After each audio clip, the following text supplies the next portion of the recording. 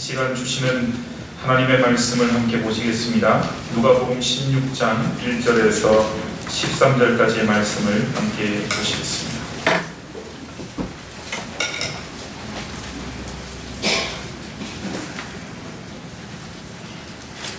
한 절씩 하나님의 말씀을 교독하겠습니다. 또한 제자들에게 이르시되 어떤 부자에게 청지기가 있는데 그가 주인의 소유를 낭비한다는 말이 그 주인에게 들린지라. 주인이 이를 불러이르되 내가 보는 일을 청지기 하지 못하리라.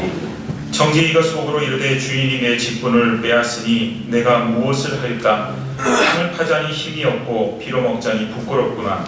내가 할 일을 내가 직분을 빼앗는 사람들이 자기들로 영접하리라 하고 주인에게 빚진 자를 일일이 불러다가 먼저 온 자에게 이르되 내가 내 주인에게 얼마나 빚졌느냐? 말하되 지금 100마리니까 이르되 여기 내 증서를 가지고 빨리 앉아 50이라 쓰라 하고 또 다른 이에게 이르되 너는 얼마나 빚졌느냐? 이르되 밀 100석이니이다. 이르되 여기 내 증서를 가지고 80이라 쓰라 하였는지라. 주인이 이 옳지 않은 청지기가 이를 지혜 있게 하였으므로 칭찬하였으니 이 세대의 아들들이 그때 있었던 그 아들들보다 더 지혜로우니 내가 너에게 말하노니 불의의 재물로 친구를 사기라. 그리하면 그 재물이 없어질 때에 그들이 너희를 영접할 처소로 영접하리라. 지극히 자랑하는 충성된 자는 한 것은 더 충성되고 지극히 감사 불의한 자는 한 것에 더 불의하리라. 너희가 만일 불의한 재물에도 충성하지 아니하면 누가 참된 것으로 너희에게 맡기겠느냐? 너희가 만일 남이 그것에 충성하지 아니하면 누가 너희의 것을 너희에게 주겠느냐? 같이 읽습니다. 지파인이 두 주인을 섬길 수 없나니 혹 이를 미워하고 저를 사랑하거나 혹 이를 중히 여기고 저를 경히 여길 것임이니라. 너희는 하나님과 재물을 겸하여 섬길 수 없느니라. 아멘. 한 2주 전에 우리 교회 도서실에서 이제 책을 읽는데 한 권의 책이 제 눈길을 끌었습니다. 그 책 제목이 아주 재미가 있었습니다. 강아지 성도 고양이 신자라고 하는 그 제목이었습니다. 영어로는 Cat and Dog Theology라고 하는 그런 제목이었는데요. 이게 도대체 무슨 책일까? 그리고 그 책을 조금 읽어보니까 그 내용이 이런 내용입니다. 저자가 이제 집에서 개와 고양이를 키우는데 그 개와 고양이가 주인에 대해서 나타내는 반응이 다르더라고 하는 것이죠. 그래서 예를 들면은 주인이 어디 갔다가 이제 집으로 돌아오게 될 때에 이제 주인이 이제 게러지 문을 열고 차를 세우고 이제 이렇게 들어오게 될 때 이미 강아지는 그 차가 오는 순간부터 반응을 보인다고 하는 것입니다. 그래서 문을 열고 이제 주인이 들어오는 것과 동시에 문 앞에서 기다렸다가 아주 주인을 격하게 환영하는 그 강아지의 모습을 봅니다. 꼬리를 흔들고 뱅뱅뱅 돌고 뭐 그런 이제 강아지의 모습인 것이죠. 반면에 고양이를 봤더니 전혀 다른 반응을 보이더라는 거예요. 주인이 왔는데도 강아지처럼 그렇게 격하게 환영하기는커녕 한번 이렇게 그냥 쳐다보고 맙니다. 그리고는 기껏 환영한다고 하는 것이 이제 그 주인에게 와서 그 주인의 서 있는 그 다리에 자기의 얼굴을 한번 이렇게 쓱 비비는 정도, 뭐 그런 정도로 그냥 환영한다고 하는 것이죠. 모르겠습니다. 모든 고양이와 모든 강아지가 다 그런 모습인지는 잘 모르겠지만 저도 어렸을 때 개와 고양이를 키워봤는데 아마도 좀 비슷하지 않나 그런 생각을 해봅니다. 그래서 저자가 이 고양이와 강아지에 대한 유머를 얘기하는데요. 강아지는 이렇게 얘기를 한대요. 당신이 나를 귀여워해주고 먹여주고 보살펴주고 사랑해주는 것을 보니 당신은 나의 하나님이 분명합니다. 강아지는 주인을 향해서 그렇게 생각을 한대요. 근데 고양이는 반면에 당신 나를 귀여워해주고 먹여주고 보살펴주고 사랑해주는 걸 보니 내가 당신의 하나님임이 분명하군요. 이렇게 생각한다는 거예요. 그래서 강아지에게는 주인이 있고 고양이에게는 부하 직원만 있다고 합니다. 강아지는 자기 주인에게 순종하는 법을 배우고 반면에 고양이는 자기 주인이 자기에게 순종하기를 바란다고 하는 것이죠. 오늘 이 글을 읽으면서 우리 성도들이 신앙생활하는 가운데 신앙의 색깔도 이와 좀 비슷하지 않나 그런 생각을 해보게 됐습니다. 강아지 신앙을 가진 사람은 우리의 주인 되시는 하나님을 기쁘게 하는데 신앙을 목표를 두고 신앙생활을 합니다. 반면에 고양이 신앙을 가진 사람은 하나님을 기쁘시게 하는 것, 그것보다는 나 자신의 만족을 위해서 신앙생활을 한다고 하는 것이죠. 강아지 신앙, 고양이 신앙, 이 두 가지 신앙을 다 가진 사람도 주인이 있습니다. 똑같은 주인이 있지만 그 주인을 대하는 태도가 대단히 다른 것을 봅니다. 우리는 어떤 유형의 신앙생활을 하고 있는가요? 또 어떤 유형의 신앙생활을 하는 사람이 더 충성스러운 사람이겠습니까? 오늘 본문을 보면은 한 불의한 청지기 이야기가 나옵니다. 이 청지기는 주인의 그 재물과 주인의 소유를 자기의 것처럼 잘 관리하고 그것을 아끼고 사용하는, 그래서 주인을 대신하는 그런 위치에 놓여져 있는 사람이 청지기지요. 그런데 오늘 성경에 나오는 이 청지기는 불의한 청지기라 그렇게 얘기를 합니다. 그래서 주인의 소유를 막 써버리는 거예요. 그냥 허비해버린 거죠. 그래서 이제 그 주인으로부터 이 청지기가 잘리게 됐어요. 그래서 이 청지기가 생각합니다. 내가 잘리게 되면 그 다음에 뭐 해먹고 살까? 노동을 하자니 땀을 많이 흘리고 수고해야 되는데 그건 너무 힘든 일이 될 것 같습니다. 또 나가서 빌어먹자니 너무 부끄럽고 창피합니다. 그래서 도대체 내가 뭘 해먹고 살까? 그런 고민을 하던 중에 그가 꾀를 내었습니다. 그게 뭐냐 하면 자기의 주인으로부터 이제 빚을 진 사람들, 돈을 꼬아가거나 빚을 진 사람들의 그 빚을 좀 탕감해 줌으로 인해서 나중에 자기가 잘린 다음에 그 빚을 탕감해 준 사람을 찾아가게 되면 자기의 생활을 좀 보존해 주지 않겠는가 라고 하는 그런 꾀였습니다. 그래서 이제 자기 주인에게 빚진 사람을 한 사람씩 부르는데 먼저 첫 번째 사람이 왔어요. 당신은 얼마나 빚졌습니까? 그랬더니 그 사람이 기름 100마를 줬대요. 기름 한 말은 약 23리터의 기름을 얘기한다고 합니다. 그리고 이 당시에 주로 많이 사용되어지는 기름은 오늘 우리가 손쉽게 볼 수 있는 올리브유를 얘기한다 그래요.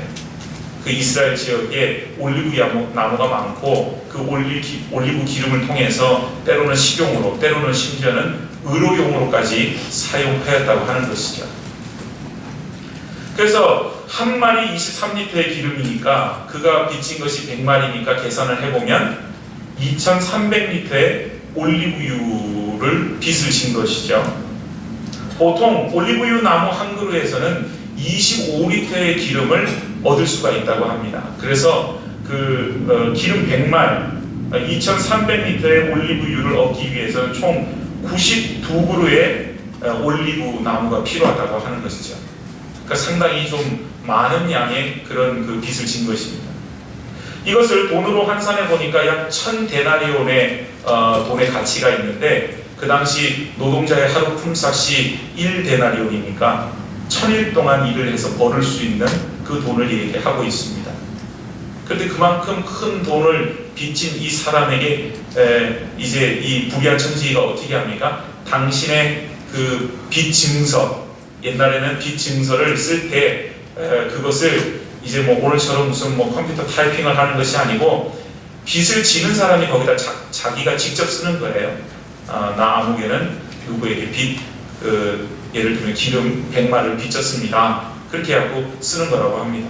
근데 그거를 고쳐서 절반으로, 즉 50마리라고 쓰라고 그렇게 얘기를 하는 거예요. 빚을 50%를 탕감을 받은 겁니다.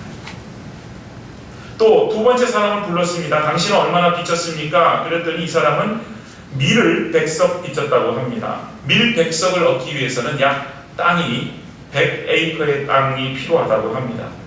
돈으로 환산하면 약 2,500데나리온에 해당된다고 하죠. 그러니까 이 사람은 기름 100마를 빚진 사람보다 훨씬 더 많은 빚을 진 거예요. 그랬더니 다시 불의한 청지기가 얘기합니다. 당신이 거기 빚 증사에다가 80석이라고 고치십시오. 빚을 얼마나 탕감해 준 거죠? 20%를 탕감해 준 거예요.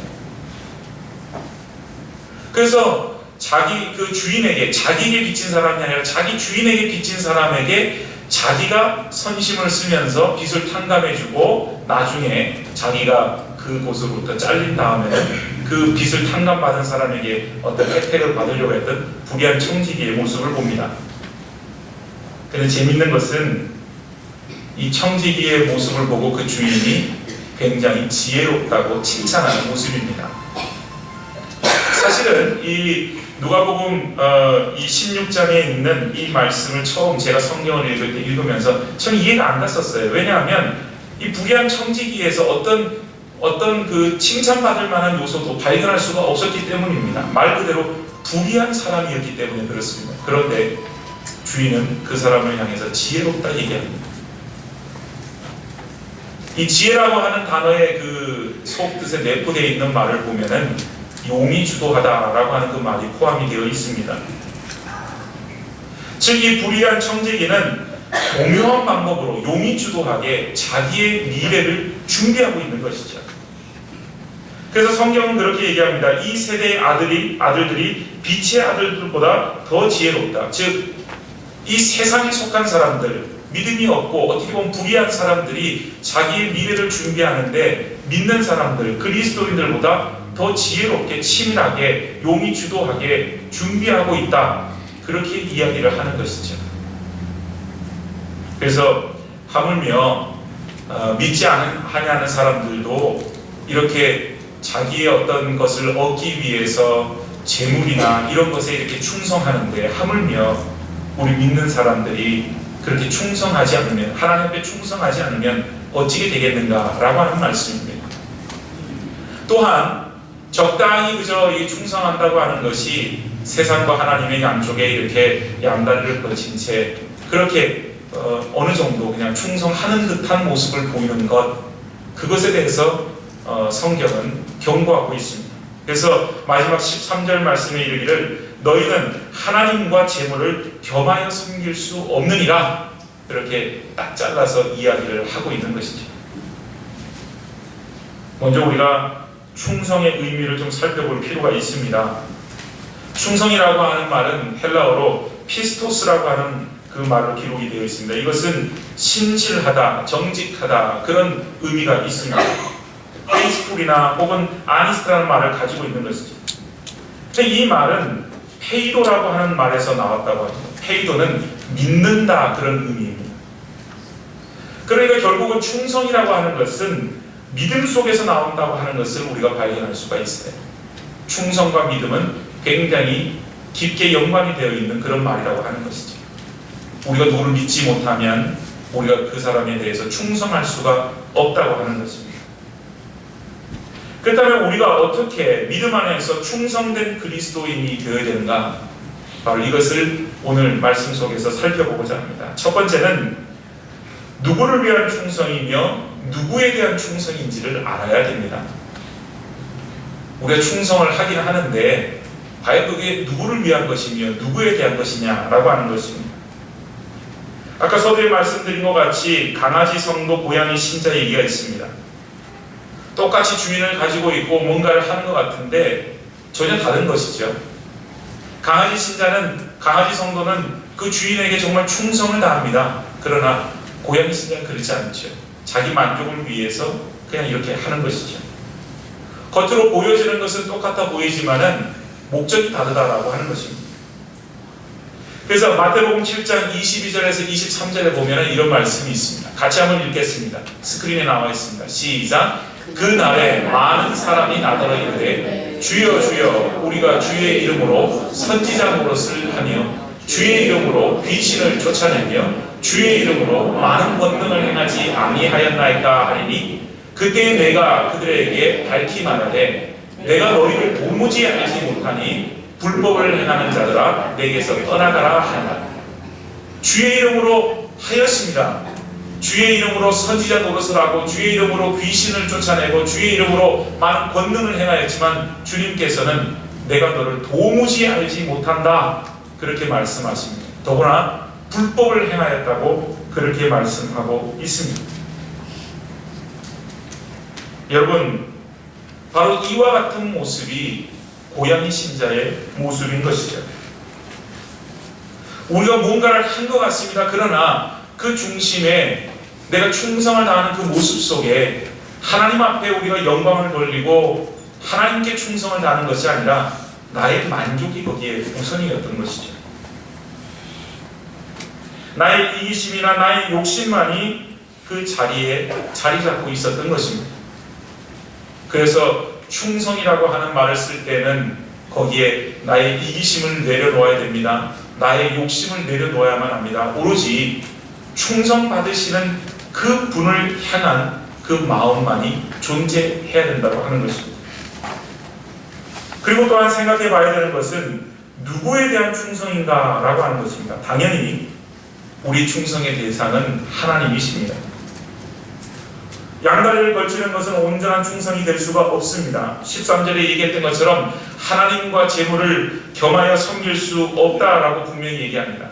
그러나 여기서 얘기하는 것은 세상에 대해서 적대시하는 그런 모습을 가져라, 세상에 있는 재물이나 세상에 있는 모든 것들을 다 보잘것없는 것으로 쓰레기와 같은 것으로 여겨라, 그런 말은 아닙니다. 우리가 세상 속에서 하나님으로부터 부여받은 물질이 있고 하나님으로부터 부여받은 재능들이 있고 하나님으로부터 부여받은 권세와 권능들이 있습니다.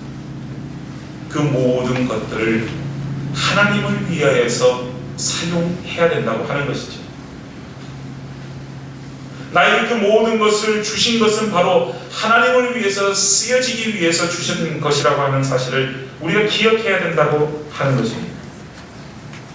바로 그것이 하나님 앞에 충성스러운 삶이 되어집니다.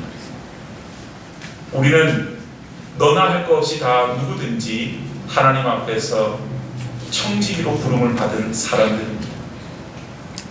하나님이 우리에게 주신 물질들과 하나님이 우리에게 주신 재능들과 하나님이 우리에게 심겨 주신 자녀들조차도 하나님으로부터 위탁받아서 관리하도록 부름을 받은 청직이라고 하는 것이죠.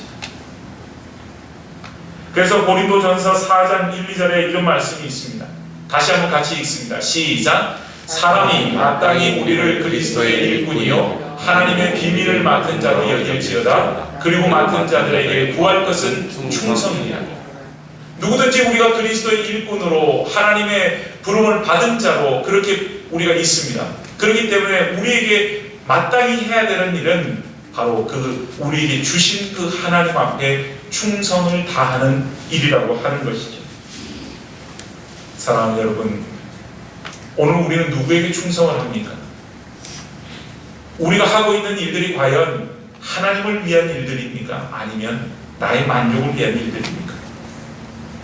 우리의 삶 속에서 우리가 믿음 생활을 하고 있는 이 교회 공동체 속에서 조차도 말입니다. 오늘 우리에게 전부를 허락하신 그 하나님 앞에 충성하고 헌신할 수 있는 우리 모두가 될 수 있기를 바랍니다. 두 번째는 충성을 할 때에는 그분이 원하시는 하는 일을 하는 것이 충성이라고 하는 것이죠. 하나님이 원하시는 일을 하는 그런 것을 이야기를 합니다. 제가 미국에 처음 올 때는 그 전에 한국에서 한 7년가량 전적으로 이제 풀타임 사역을 하다가 그러고 미국에 왔습니다. 그래서 여기 도착해서 처음 첫 주일 예배를 드리는데 굉장히 마음이 좀 불편했었어요. 그 이유가 뭔가 그리고 생각을 해보니까 제가 사역을 하는 7년 동안에 예배를 드리면서 한 번도 앉아서 예배를 드린 적이 없었던 것입니다. 예배를 드리기 전에는 늘 오는 성도님들을 영접하기 위해서 안내하기 위해서 바깥에 서 있었고 또 예배를 드리는 동안에는 뒤에 서서 예배가 원활하게 잘 진행되어질 수 있도록 여러 가지 것들을 살피기 위해서 서 있었습니다. 그래서 어느 날 갑자기 환경이 달라지기도 달라졌지만 가만히 앉아서 아무것도 하지 않은 채 예배를 드린다고 하는 것이 저에게는 굉장히 낯선 일이 되었고 불편한 그런 일이 되어진 것이죠. 몇 주 지난 다음에 비로소 제가 편안함을 느끼게 되었습니다.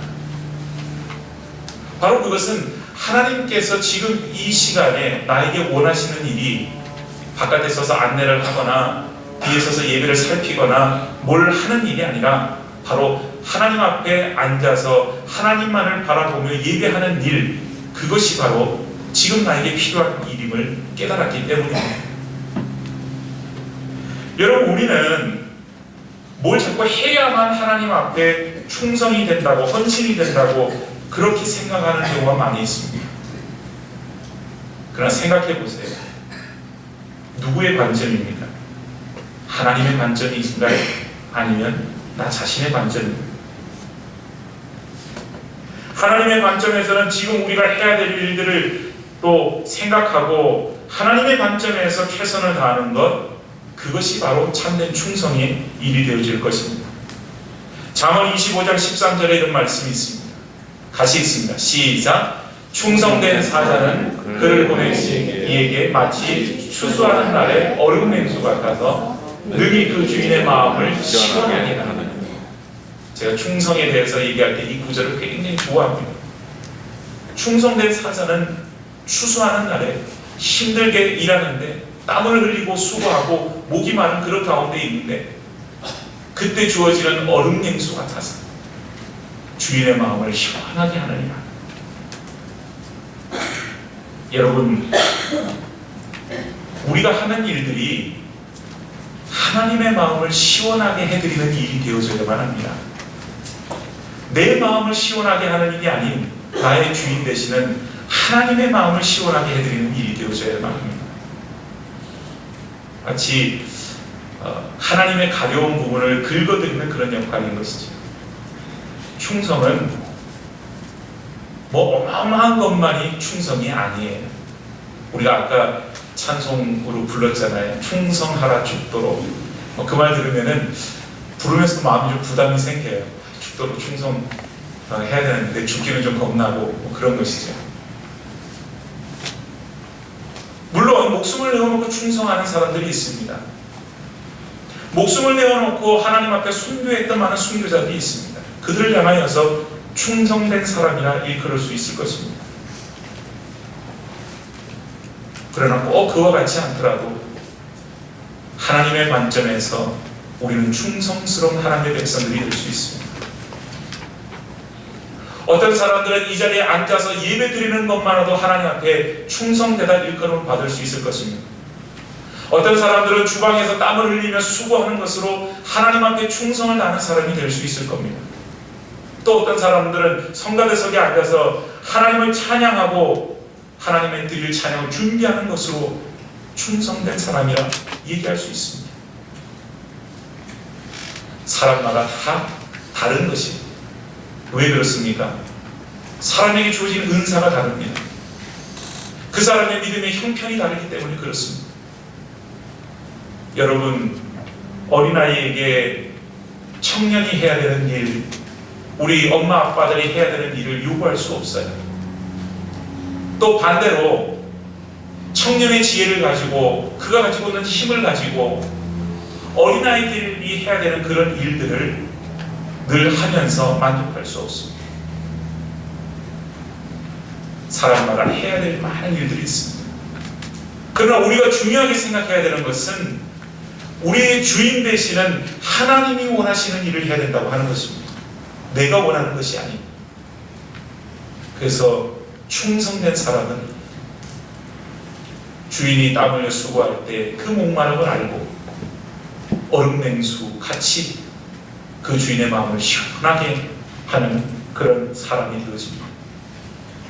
우리 여기 앉아서 예배드리는 우리 모두가 다 이런 얼음 냉수와 같기를 원합니다. 우리 하나님의 마음을 시원하게 해드리는 그런 분들이 되어줄 수 있기를 바랍니다. 마지막 세 번째는 충성에는 반드시 보상이 뒤따르게 됩니다. 미국에 와보니까 군인들이 받는 대우가 상당히 좋습니다. 한국에 비해서 말이죠. 그도 그럴 밖에 없는 것이 한국은 의무적으로 다 이렇게 군대 가야 되고 미국은 본인이 선택해서 가는 직업 군인이다 보니까 그 대우가 달라질 수밖에 없는 것이죠. 근데 그 군인이 이제 지금 그 군인으로서 받는 그런 혜택도 또 큽니다만은 나중에 이제 혹 전쟁에 나와서 죽고 나서도 받는 그런 혜택들이 다 또 있어요. 심지어는 그 가족들조차도 혜택을 계속 받는 것을 보게 됩니다. 여러분 이것은 어떤 의미를 이야기하는지 아십니까? 충성의 보상이 뒤따른다고 하는 것은 하나님 내가 이만큼 충성했으니까 이만큼 보상해 주실 줄 믿습니다. 그거 아닙니다. 그것은 내가 이만큼 줬으니 하나님 이만큼 주십시오. 그거밖에 안 되잖아요. 그렇게 되면 늘 하나님과 우리의 관계가 기브 앤 테이크가 되는 겁니다. 내가 1시간 일했으니까 1시간 보상해 주십시오. 그거밖에 안 되는 거죠. 하나님이 우리를 보상해 주신다고 하는 것, 그것은 하나님이 우리를 책임져 주신다고 하는 의미가 듭니다. 하물며 이 세상에서 전쟁터에 나가서 목숨을 걸고 충성을 다해 싸우는 군인들조차도 국가가 그 모든 삶을, 그 가족조차도 모든 것을 책임져 주는데 우리 하나님께서 우리가 목숨을 걸고 하나님 앞에 충성할 때 우리를 책임져 주시지 않겠는가? 라고 하는 것이죠. 충성스러운 종들에게 주시는 하나님의 보상이 어떤 것이 있습니까? 마태복음 25장 21절과 23절에 보면 이런 말씀이 있습니다. 같이 한번 읽습니다. 시작. 그 주인이 이르되 잘하였도다 착하고 충성된 종아 내가 적은 일에 충성하였음에 내가 많은 것을 내게 맡기리니 내 주인의 즐거움에 참여할지어다. 작은 일에 충성하였습니다. 그런데 많은 것으로 맡겨주시고 심지어는 종의 신분임에도 불구하고 주인의 그 즐거움, 주인의 잔치자리에 참여할 수 있는 은혜와 축복을 주시는 거예요. 요한계시록 2장 10절 부분에 보면 이런 말씀이 있습니다. 다시 한번 같이 읽습니다. 시작. 내가 죽도록 충성하라. 그리하면 내가 생명의 관을 내게 주리라. 우리 바뀌지 않은 옛날 개역 한글판 성경에는 내가 죽도록 충성하라. 그리하면 내가 생명의 면류관을 내게 주리라. 우리가 하나님 앞에 충성을 다할 때 하나님께서는 외면하시는 것이 아니라 우리 가운데 놀라우신 은혜와 축복으로 예비해 놓고 계신다고 하는 사실. 그것은 우리가 마음 놓고 하나님 앞에 충성할 수 있도록 만드는 요소가 되어집니다. 사랑하는 여러분, 오늘 이 시대가 어떻게 보면은 충성된 그리스도인을 하나님께서 찾고 있는 시대인 것 같습니다. 그 말은 다른 말로 하면은 충성된 그리스도인들이 점점 이 시대에 줄고 있다고 하는 말이죠. 추수할 때가 되어 하나님이 일꾼을 부르실 때에 누구든지 주여 내가 여기 있나이다 나를 사용하여 주옵소서 그렇게 얘기하는 사람들이 없다고 하는 것입니다. 하나님의 부르심에 우리 가운데 있을 때도 하나님 잠깐만요. 제가 밭도 사야 됩니다. 제가 장가도 가야 됩니다. 제가 무엇도 해야 됩니다. 그런 핑계 속에서 하나님의 부르심 속에서 외면하고 있지는 않는지 우리는 하나님 앞에 충성된 일꾼들이 되어져야만 합니다. 그 일을 위하여서 우리를 부르셨기 때문입니다. 오늘 날씨를 보니까 얼마나 선선하고 좋은 그런 날씨이죠. 정말 이제 가을이 왔구나 그런 생각을 가지게 됩니다. 가을은 결실의 계절이라 그러죠. 추수의 계절이라 그러죠. 이때 하나님께서 우리를 부르고 계십니다. 충성스러운 사람들을 부르고 계십니다. 자기 모든 이기심과 욕심들을 내려놓고 그저 하나님만을 향하여서 달려가는 그런 일꾼을 부르고 계십니다. 추수할 때 누가 나를 위하여서 일할고 그때 주여 내가 여기 있나이다. 나를 써주십시오. 그 부르심에 이와 같이 응답하는 충성스러운 일꾼들 다 되어줄 수 있기를 주님의 이름으로 축원합니다. 우리 함께 같이 기도하시겠습니다.